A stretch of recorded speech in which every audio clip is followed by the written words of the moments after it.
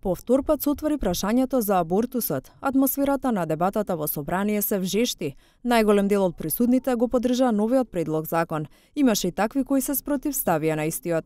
Правото на мајчинство не е работа на суди, попови, оџи и политичари, туку право на жената, истакна министерот за здравство Венко Филипче. Сметаме дека мајчинството е ексклузивно право на жената во делот на раѓање, на времето на раѓање, на бројот на децата, доколку таа сака заедно со брачниот партнер, дека не е воопшто работа ниту на суди, ниту на попови, ниту на оџи, ниту на лекари, а најмалку на политичари, кога тоа ќе го жената оствари. Атмосферата се вжешти откако председателката на Хелсиншкиот комитет Уранија Пировска се обрати одговорница.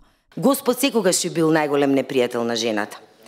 И нема право да се повикуваме и да се зборува за какви било верски чувства во носењето на овој закон. Законските измени ги поддржа и пратеничката од опозицијската ВМРО-ДПМН Даниела Рангелова. Таа ги повика своите колеги од опозицијата да го поддржат законот. Колеги од пратеничката група на ВМРО-ДПМН да дадат приоритет на овој закон, бидејќи навистина овој закон е потребен се со една цел, тоа е заштита на здравието на жена.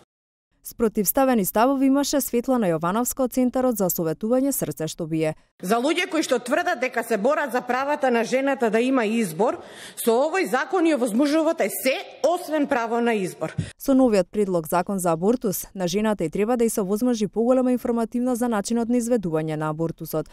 Одлука за прекинување на бременоста, жената ќе има право да ја донесе свесно и врз основа на објективни информации. Пациентката нема да мора да чека 3 дена за да изврши интервенцијата и не мора да даде причина зошто сака да ја прекине бременоста.